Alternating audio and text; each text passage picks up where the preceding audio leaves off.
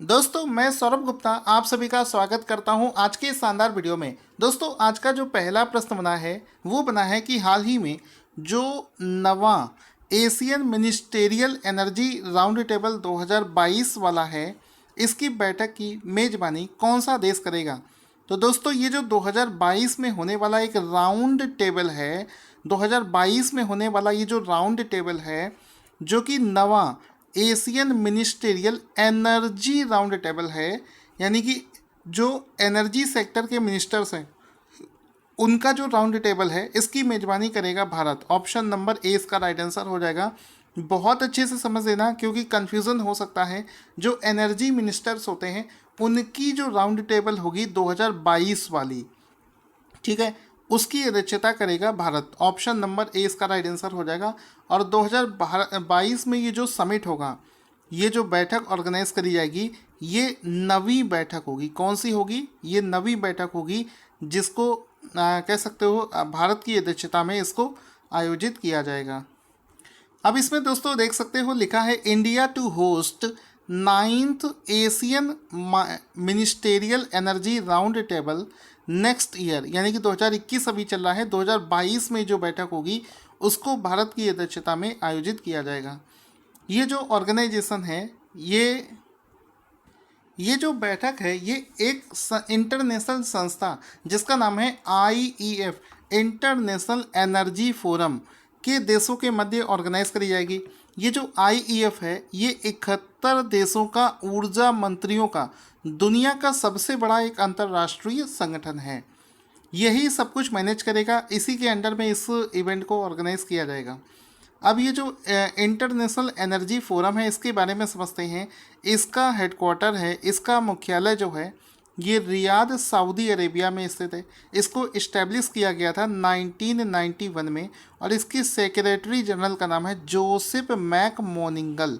ठीक है, इसको आप लोग याद रखेंगे। बस ये याद रखना, IEF का फुल फॉर्म मैं लिखना भूल गया हूँ लेकिन आपको बता देता हूँ, इंटरनेशनल एनर्जी फोरम। ठीक है, आई होप आपको समझ में आ गया होगा। दोस्तों बहुत सारे बच्चों के रेगुलर मैं कमेंट देख रहा हूँ जो कि कमेंट में ये बोलते हैं कि सौरभ सर आपके वीडियोस मुझे रेगुलर बेसिस पर नहीं मिल रहे हैं। तो आपको बताना चाहूँगा मेरे दोस्त कि आपने चैनल को सब्सक्राइब नहीं कर रखा है। जिन लोगों ने भी चैनल को सब्सक्राइब अभी तक नहीं किया है, जब वो चैनल को सब्सक्राइब करेंगे तब मैं कोई भी वीडियो अपलोड करूँगा तो उनके पास में नोटिफिकेशन आएगा। जितने भी नोटिफिकेशन के बेल हैं उसको ऑन कर लेना, तभी आप मेरे वीडियोज़ को देख पाओगे। इसके बाद में दोस्तों होता क्या है कि जल्दीबाजी में वीडियो देखने के चक्कर में हम लोग भूल जाते हैं। क्वेश्चन बनेगा कि हाल ही में inward investment statics for 2021 report को रिलीज़ किया गया है और इस रिपोर्ट में क्या कहा गया है। इस रिपोर्ट के अनुसार सिंगापुर से FDI प्राप्त करने के मामले में भारत कौन से स्थान पर आया है।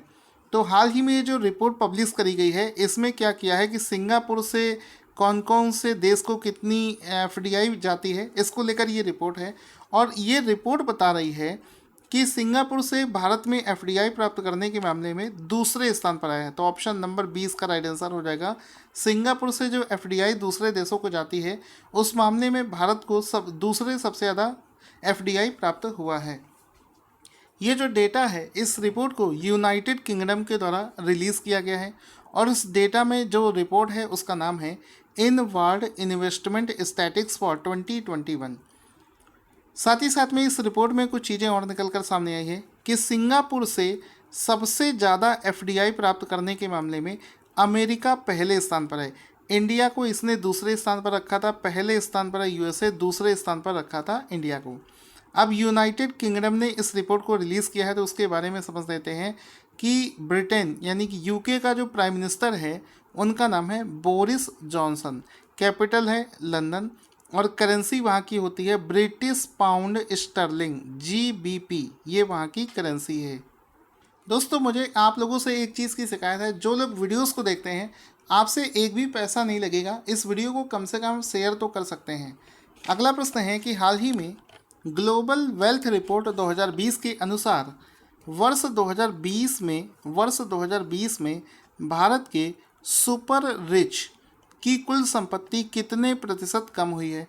तो वर्ष 2020 में जैसा कि आप सभी जानते हैं पेंडेमिक का समय चल रहा था और ऐसे में जो इंडिया के जो सुपर रिच लोग हैं उनकी जो कुल संपत्ति है वो 4.4% से कम हुई थी। ऑप्शन नंबर सी इसका राइट आंसर हो जाएगा।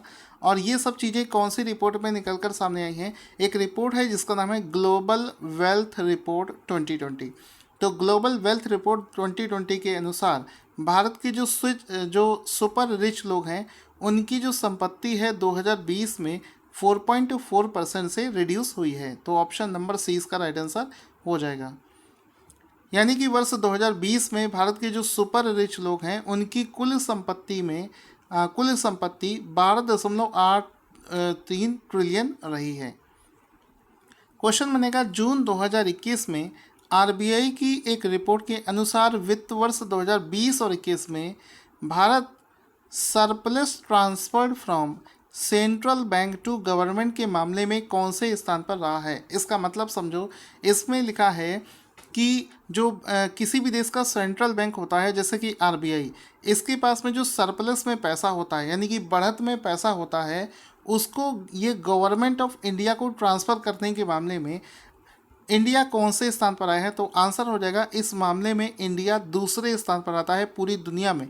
अपने जीडीपी के कंपैरिजन में वो दूसरे स्थान पर आता है। इसका मतलब समझ गए ना? अगर आप नहीं समझे हो तो एक बार फिर से समझो। लिखा है surplus transferred from central bank, यानी कि सेंट्रल बैंक यानी कि आपका जो आरबीआई के पास में जो पैसा होता है बढ़त में उसको वो भारत सरकार को दे देती है यूज़ करने के लिए। ऐसा बहुत सारे देशों में होता है और उस मामले में इंडिया दूसरे स्थान पर आता है। तो इसमें आप देख सकते हैं इस रिपोर्ट को हाल ही में आरबीआई के द्वारा रिलीज़ किया गया है। इस रिपोर्ट का नाम है state of economy report. State of economy report, ये इसको आप लोग याद रखेंगे, स्टेट ऑफ इकोनॉमी रिपोर्ट। इसको हाल ही में आरबीआई ने रिलीज़ किया है।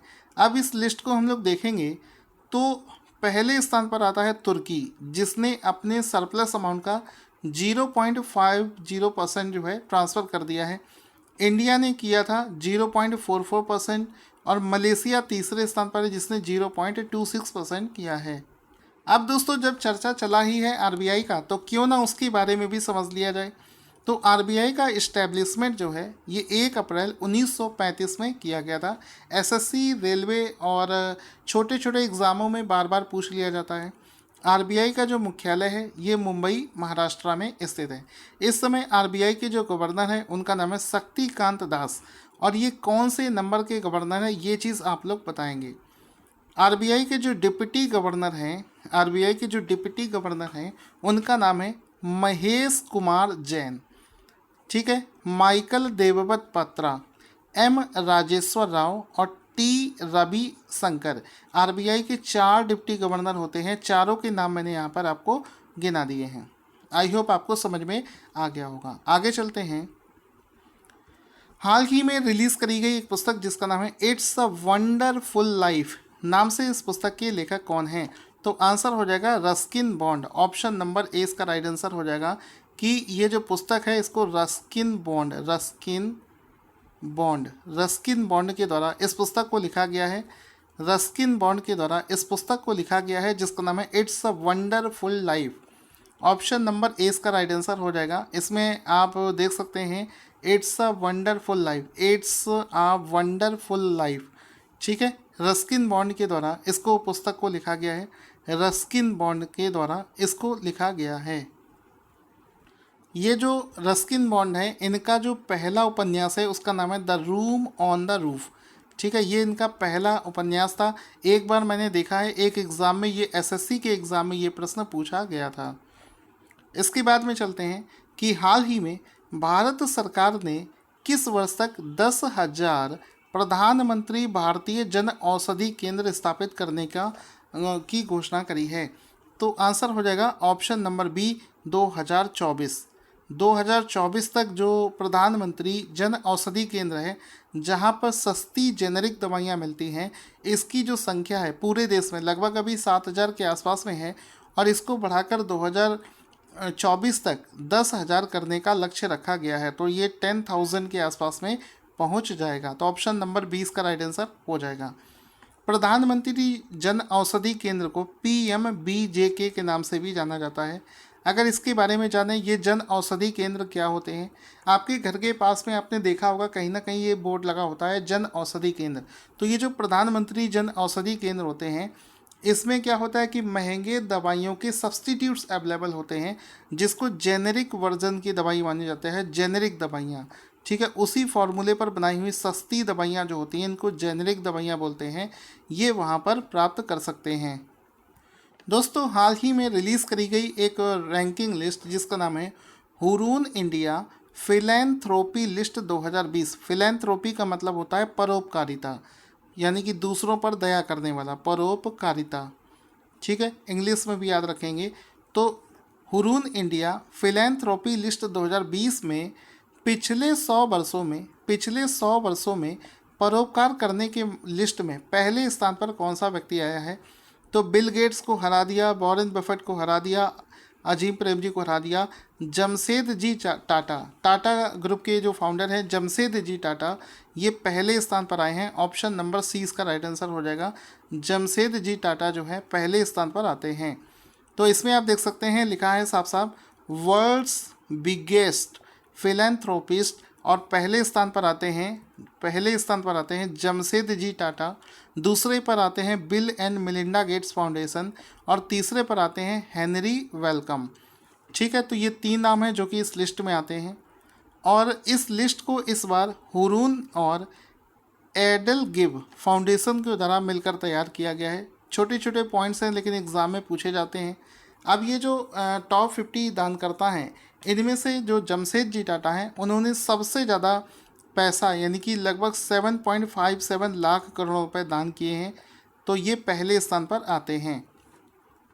इसके बाद में शीर्ष 50 में से एक और भारतीय शामिल हैं जिनका नाम है अजीम प्रेम जी। अजीम प्रेम जी को टॉप 50 में स्थान दिया गया है। इनकी टॉप 50 में रैंक आती है 12वीं। तो ये भी आप लोग याद रखेंगे, इनकी रैंक आती है 12th।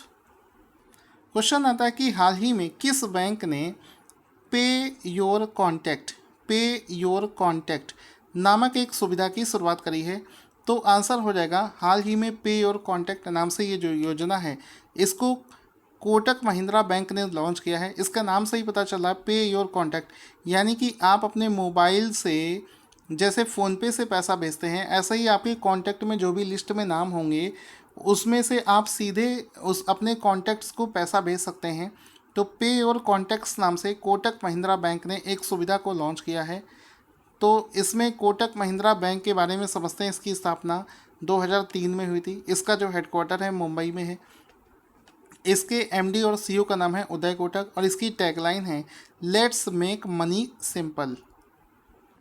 क्वेश्चन बनेगा कि हाल ही में भारत का आधिकारिक ओलंपिक सॉन्ग रिलीज़ कर दिया गया है। जिसको हाल ही में रिलीज़ किया गया है वो क्या है। तो भारत का जो आधिकारिक ओलंपिक सॉन्ग है वो है लक्ष्य तेरा सामने है। इसका बोल जो है वो है लक्ष्य तेरा सामने है।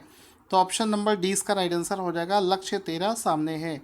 इसमें आप देख सकते हैं सब कुछ लिखा है लक्ष्य तेरा सामने है। इस गाने को मोहित चौहान ने कंपोज भी किया है और गाया भी है। ठीक है, तो ये आप इसका देख सकते हैं। भारतीय ओलंपिक संघ के बारे में इसके अध्यक्ष हैं नारायण रामचंद्रन। स्थापना 1927 में करी गई थी। हाल ही में रिलीज़ करे गए मर्सर के cost of living survey 2021, Mercer के कॉस्ट ऑफ लिविंग सर्वे 2021 में विदेशी श्रमिकों के लिए विश्व में सबसे महंगा शहर कौन सा है। तो विदेशी श्रमिकों के लिए विश्व में जो सबसे महंगा शहर है वो है तुर्कमेनिस्तान का अशगाबाद। ऑप्शन नंबर ए इसका राइट आंसर हो जाएगा कि तुर्कमेनिस्तान का अशगाबाद जो है ये विदेशियों के लिए सबसे महंगा शहर है। किसके अनुसार, मर्सर ने हाल ही में कॉस्ट ऑफ लिविंग सर्वे 2021 को रिलीज़ किया है।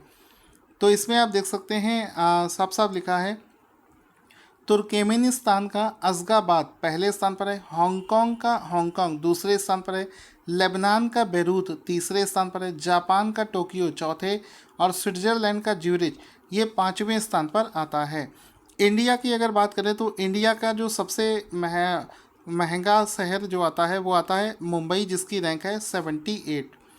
ठीक है, यहाँ पर आप देख सकते हैं 3 ये नाम हो गए। आगे चलते हैं। हाल ही में रिलीज़ किए गए मर्सर के कॉस्ट ऑफ लिविंग इंडेक्स 2021 में विदेशी श्रमिकों के लिए भारत का सबसे महंगा शहर कौन सा है? तो भारत का सबसे महंगा शहर है मुंबई। तो ऑप्शन नंबर 20 का राइट आंसर हो जाएगा, मुंबई सबसे महंगा पड़ता है। और वैश्विक स्तर पर मुंबई को 78वां स्थान प्राप्त हुआ है। आज का क्वेश्चन जिसका आंसर आपको देना है स्क्रीन पर आपको दिख रहा होगा। जल्दी से कमेंट बॉक्स में इसका आंसर लिखना ना भूलें और इस वीडियो को जितना ज़्यादा हो सके शेयर करें।